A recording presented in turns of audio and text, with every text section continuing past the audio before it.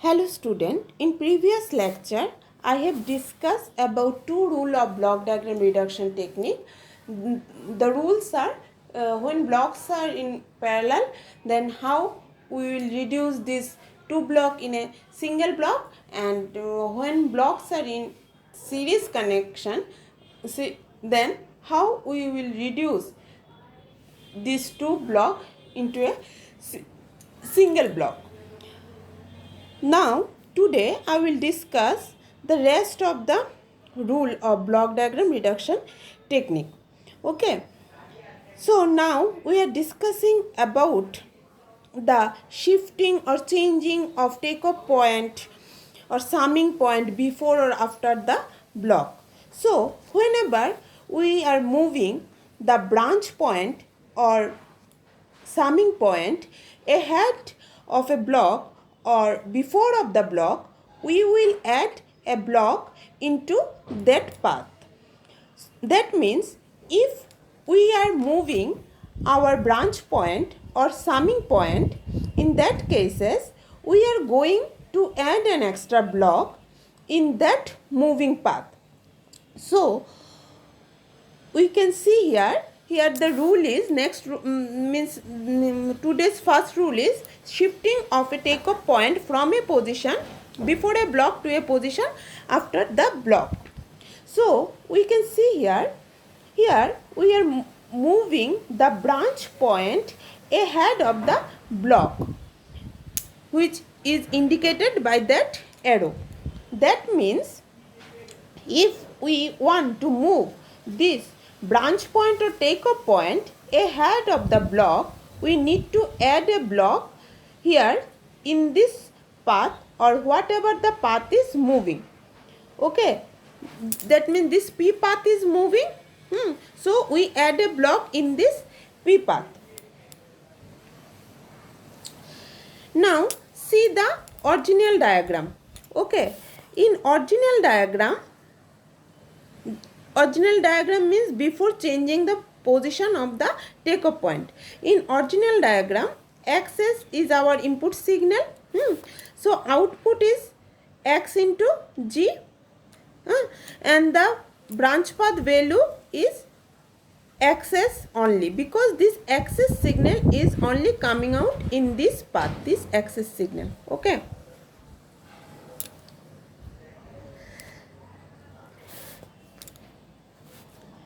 Now we are going to change the position of takeoff point from before to ahead of the block. So if we want to move this branch point ahead of the block, then we need to consider add a extra block in this moving path, and we need to consider 1 by g as our block gain, because we want to get the same output after changing the position of the takeoff point. So our intention is to getting the same output after changing the position of takeoff point. Okay. So what we will do basically, here we add an extra block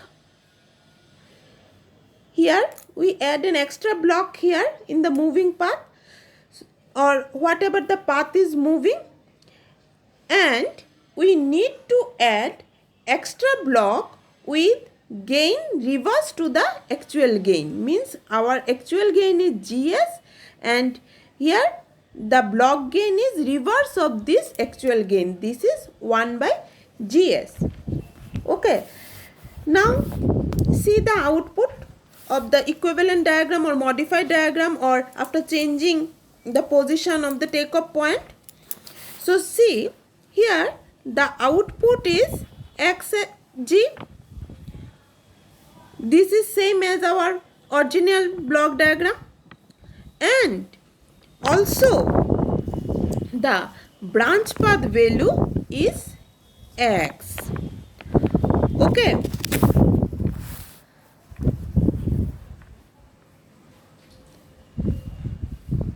Okay, that means we are getting same output after changing the position of the takeoff point. Okay. Now the question is, why we need to add extra block in the moving path, and why we keep the block gain is reverse of the actual gain. See the equivalent diagram and tell me what is our intention. Our intention is nothing but to get same output after changing the position of takeoff point from before to ahead. Okay, that means after changing the position, the output, the actual output is same as our previous one, that is xg.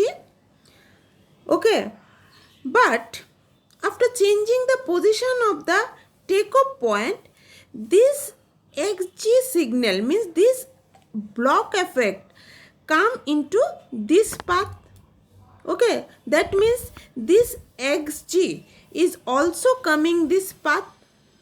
Okay, if this xg is coming this path, then the value of the branch path value will be changed. But we need to get x in the branch path value. We need to get x in the branch path. Okay, so for getting the path value x, we multiply this xg signal with the 1 by gs. Okay, because if we multiply this xg signal into 1 by g, then gs is cancel out and we are getting x in this branch path, and which are same as our original block diagram. So to getting the path value x, we are adding an extra block here and keep the block gain is reverse of our actual gain. So this is the reason why I am taking the reverse gain. As we are moving the branching point ahead of the block, that block effect is that which is not actually there means in previous case, because after changing the position of the takeoff point, this block effect coming in this path.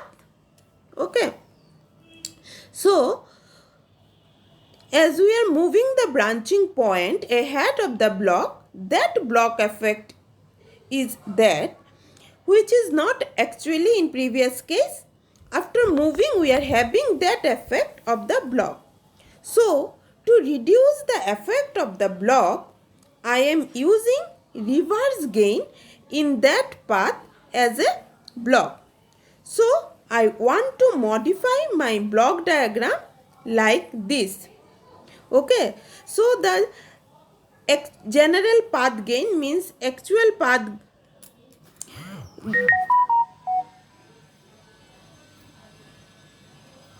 So the actual path gain is xg, which is same as our previous one, and the branching path value is also x, and so this x is same as our original block diagram. So is there any case to move branching point ahead of the block? You can move like this. Similarly, moving the branching point before the block. For example, if we are having the branch point like this.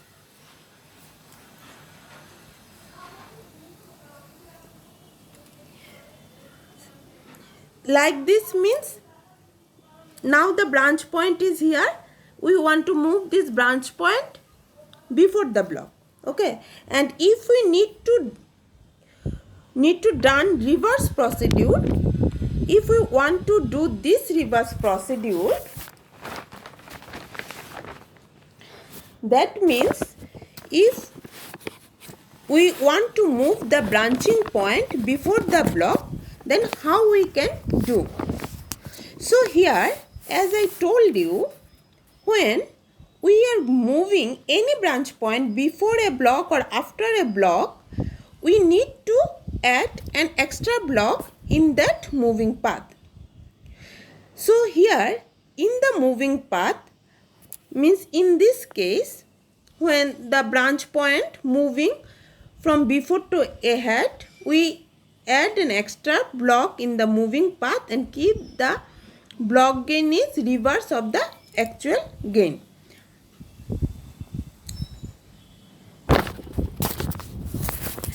Now come to the next rule. Next rule is shifting of a take-off point from a position after a block to a position before the block.